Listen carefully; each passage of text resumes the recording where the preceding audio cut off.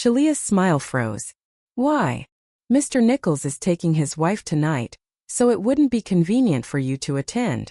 Shalia forced a smile. Oh, so he's taking his wife. That's great. I didn't want to go anyway. That's good. Shalia held her phone and bit her lip. Her roommates exchanged glances. Shalia, did your boyfriend stand you up? I heard this event is international. Didn't your boyfriend organize it to introduce you to some foreign entrepreneurs? Facing their skeptical looks, Shalia managed a weak smile. He has an important client to accompany. I shouldn't disturb him.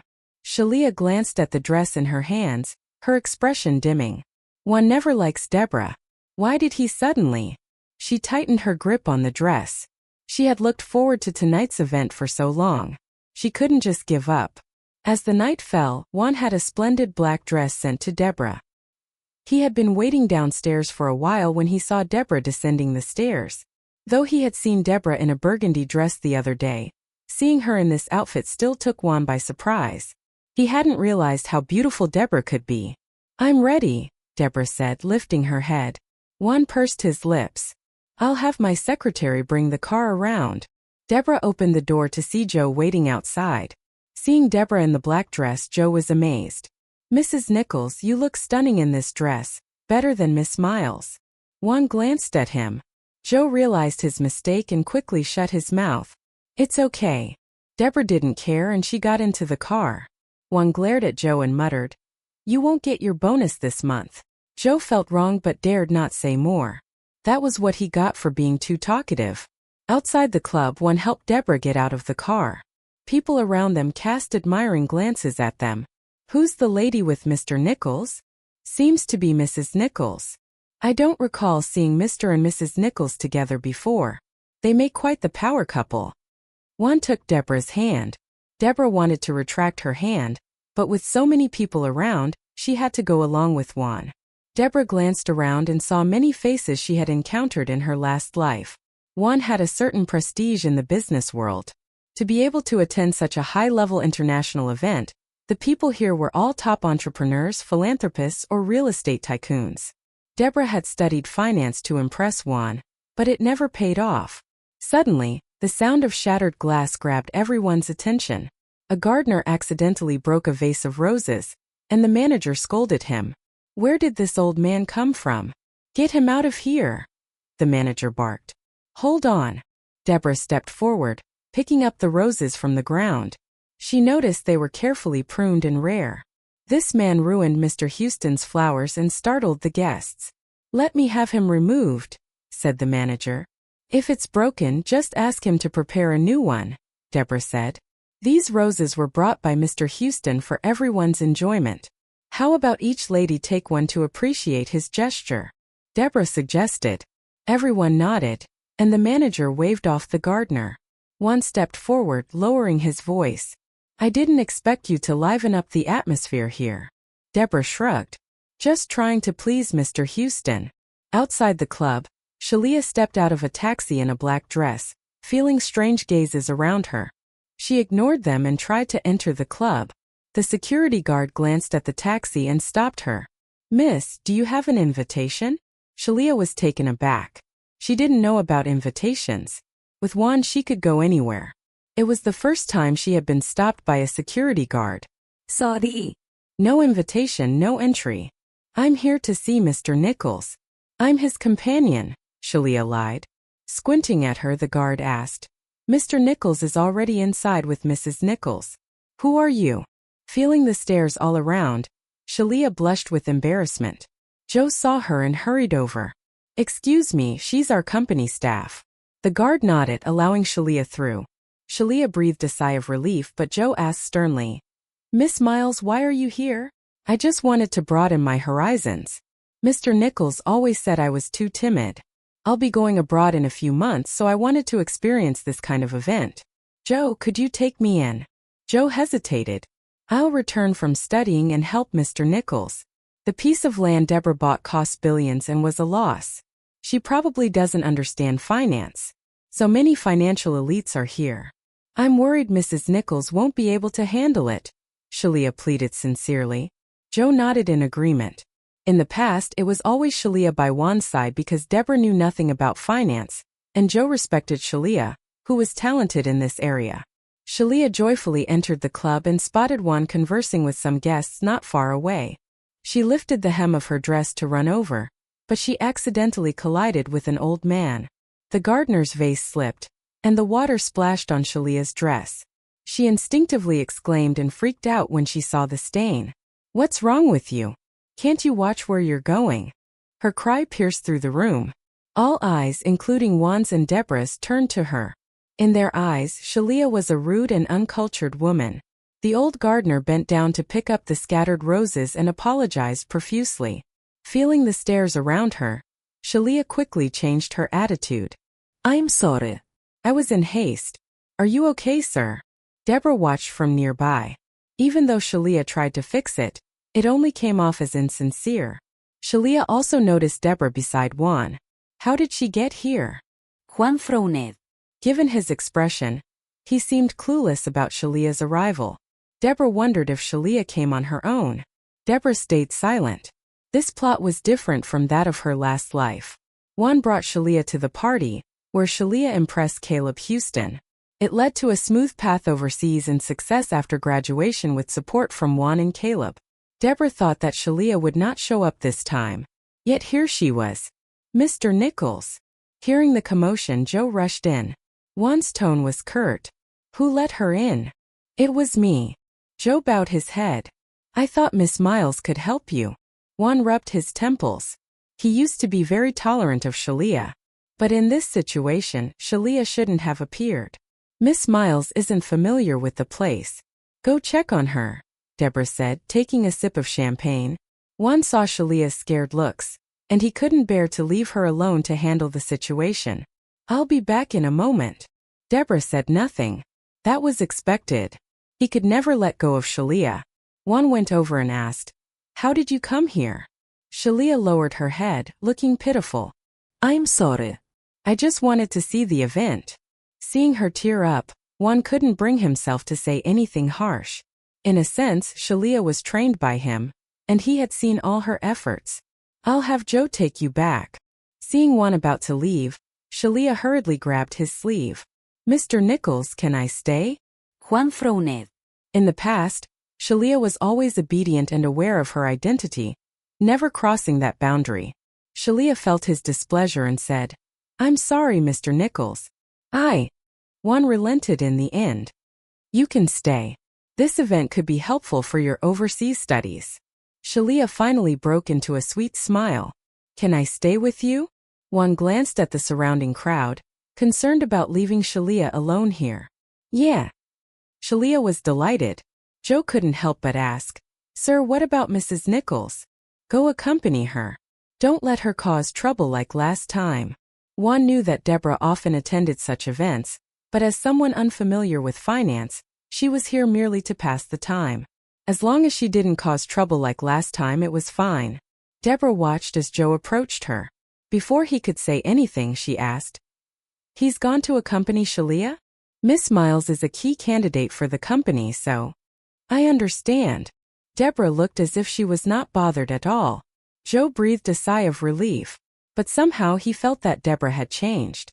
Shalia followed Juan and confidently conversed with some bigwigs, which was noticed by Deborah. Although Shalia had good grades at school, she was still just a student. In front of these seasoned businessmen, what she said wasn't very insightful. They were only praising Shalia out of respect for Juan. However, soon Shalia faced difficulty with a foreign elderly gentleman. Deborah recognized that man as a financial tycoon from Dawnreach. He only spoke his native language and didn't know any foreign languages. And his translator was absent. "Mr. Nichols." Shalia bit her lip, glancing at Juan. Juan was pondering how to defuse the awkwardness when Deborah approached and fluently conversed with the man.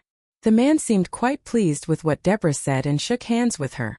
Shalia finally noticed Deborah, dressed in an identical black dress. Compared to her, Deborah seemed like a refined lady, while she looked like a street vendor. Shalia clenched her fists and forced a smile. "Deborah, that's impressive. You can speak the Dawnreach language." Deborah smiled without saying anything. Juan remembered that Deborah could speak foreign languages, But Donreach language wasn't widely used. Not many people knew it, so he was surprised that Deborah was fluent in it. "What did you say to Mr. Stephen?" "He seemed quite pleased," Shalia asked. "I told him that the piece of land he bought near the southeastern sea at the auction is going to sell well, so he's happy," Deborah replied. "That piece of land will sell well?" Shalia looked puzzled. The land didn't seem extraordinary. "Maybe," Deborah replied casually. In her last life, that piece of land did sell for a considerable sum. The area suddenly developed into a tourist destination, making a hefty profit from tourism. Mr. Stephen probably foresaw its development, hence his purchase. Shalia lacked that foresight. Juan stared at Deborah, which made her uncomfortable. "Why are you looking at me like that?" Deborah asked. "How did you know that the land would sell well?" Juan said. Given his expression, Juan knew that this plot of land would fetch a hefty sum. Yet he chose to let Stephen have it as a favor. That was just Juan's style. "I was just paying a compliment." "You're reading too much into it," Deborah replied. Juan furrowed his brow, assessing the sincerity of Deborah's words. It made sense. Given Deborah's intelligence, how could she see the future value of that land? Juan realized he was overthinking it. "Hope so." Juan turned away, leading Shalia to meet other people. Shalia glanced at Deborah. Deborah managed to capture the hint of triumph in Shalia's eyes. She downed a glass of champagne. In the eyes of others, she was just a failed woman abandoned by her husband. Her husband left her and took another woman to meet business partners. Could anything be more of a joke than this? Deborah felt disheartened. She had planned to mingle with the business elites, but with Juan gone, it became difficult. How could she approach those entrepreneurs without seeming intentional? Deborah scanned the surroundings and spotted a piano not far away. A smile played on Deborah's lips as she got an idea. With graceful steps, Deborah approached the piano and exchanged brief greetings with the pianist before sitting down. As the heiress to the Fraser family, she had to learn many things, though she never thought she'd use them. But now they had come in handy. It had been a while since Deborah played the piano, so she was a bit rusty. But soon enough, the piano keys followed her fingers, producing a melodious tune that perfectly matched the atmosphere of the party. The guests were captivated by the unexpected piano music. Many turned to look in her direction, and after she finished playing, applause filled the room. Seeing Juan and the businessman stop their conversation, Shalia kept her eyes on Deborah and said, "Deborah is amazing. She can play the piano." "She is a pro," Juan remarked casually. Among these people, many could play the piano, and passing relevant exams was quite common. The fact that Deborah received so much applause showed her musical talent. It was then that Shalia realized the gap between her and Deborah. She used to think Deborah was just lucky and pretty but utterly useless. Now she was proven wrong. She was dead wrong. After Deborah finished playing, many wealthy ladies approached her for conversation. While she couldn't directly approach those business magnates, getting close to their wives made it easier to reach them. "I didn't expect Mrs. Nichols to be so talented at the piano," Randy remarked from a corner. "Not bad," Marion agreed. "You don't know music, do you?" Randy teased. "I don't, but I like it," Marion replied. He didn't understand music, but because it was Deborah playing, it felt different. When she went to the restroom, Deborah was pulled into a secluded corner. She tried to cry out, but the man behind her covered her mouth. "Don't make a sound," the man whispered. Feeling the warmth of his chest, Deborah adjusted her breathing and bit down on the man's hand. "Ouch!" he grunted in pain. "You bit me." The man released her. Deborah quickly put some distance between them and was surprised when she saw his face. "Marion. Who else did you think it would be? Why the cloak and dagger?" "I sneaked in. Don't want to be seen." "What kind of joke is this?" "Caleb is your..." Before Deborah could finish her sentence, she immediately shut her mouth. Marion raised an eyebrow. What were you going to say?" Deborah averted her gaze. In her last life, Caleb left all his assets to Marion. It was only after that she found out the truth. But so far, no one knew Marion was Caleb's grandson. "I mean, Caleb is kind-hearted, and you're a dominant owner of overseas enterprises. Even if you snuck in, no one would dare say anything." "Maybe, but I prefer to play it safe," Marion said. Don't tell me you snuck in here just to say these things to me. She didn't think Marion would be so boring. This is for you. Marion handed Deborah a contract. Deborah looked down and saw the contract for her borrowing. Just for this? She asked. Marion nodded. Boring. Deborah signed the contract and threw it back to Marion. It was crazy that he found her to sign the contract at the door of the ladies' room. As your creditor, can I ask you a question? Go ahead. Why spend $10 billion on that land? Marion's voice was low, tempting her to answer his question. I can't tell you now, Deborah said. What if I insist? Marion could tell Deborah had other plans, but he couldn't figure out what could be worth $10 billion there. It was a loss-making deal, but Deborah's actions made him believe the land would be worth far more than $10 billion. If I told you this land would be worth a lot in 6 months, would you believe me? Deborah asked. No. Marion couldn't see any signs of it yet. What if I said high-end properties around that wasteland are about to go on sale? Deborah asked. What high-end properties? Marion frowned. He had never heard of that. You'll find out soon enough, Deborah smiled, walking past Marion into the restroom. Frowning, Marion walked to the lobby, where Randy asked, Done signing? Yeah, Marion said. Why the long face? Randy asked. Is there any high-end property near the wasteland Deborah bought? There aren't any. Check who owns the land around that wasteland. That wasteland is in the sewage area. There's nothing to check. Forget high-end properties. No one would even build a basketball court there, Randy said. Sewage area? Marion was surprised. Moments later, Shalia emerged from the restroom, her face looking grim. She was now dressed in a white gown. What's wrong? Juan asked. I just changed in the restroom and thought I saw Deborah. Deborah? Shalia nodded. I saw Deborah with that man. They seemed intimate. Shalia observed Juan's expression and quickly added, but I might have been mistaken. How could Deborah know someone like Marion? I heard he's a desperado. Deborah. Juan's tone turned cold. He had noticed Marion's interest in Deborah last time. Doesn't she know how to avoid danger? Even getting close to someone like Marion. Juan felt upset. Deborah emerged from the restroom and was puzzled about Juan's dissatisfaction. Where did you go? Juan whispered. Me? I went to the restroom. Deborah was confused. Shalia stepped forward, pretending to be affectionate, as she grabbed Deborah's hand. Deborah, I saw it just now. Marion is not a good person. Don't let him deceive you. Deborah instinctively withdrew her hand.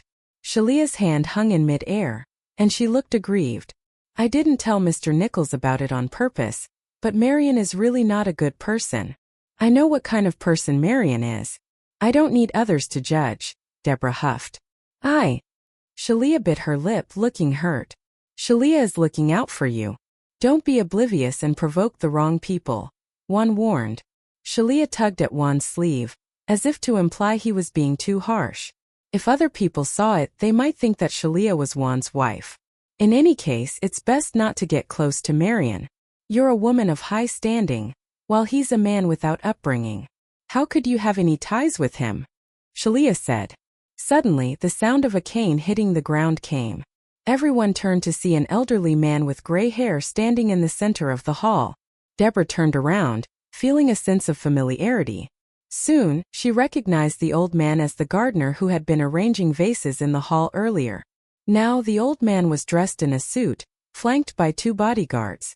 His stern gaze carried a hint of ruthlessness, making people wary. This is Mr. Caleb Houston, one of the bodyguards introduced.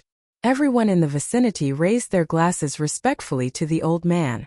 Only Shalia was pale. The old man she had scolded just now turned out to be Caleb. Shortly after, Marion emerged from behind Caleb and stood by his side, supporting him. Deborah suddenly had a bad feeling. Marion looked at Deborah and slowly smirked. Ladies and gentlemen, I invited you all here today to declare that Marion is my grandson, the sole heir of the Houston family. Caleb coldly glanced at Shalia. Shalia felt a chill. He is not some wild man without upbringing, Caleb said. Everyone in the room was astonished, and Deborah's heart was pounding. Something is not right. The timeline has changed. How could this happen?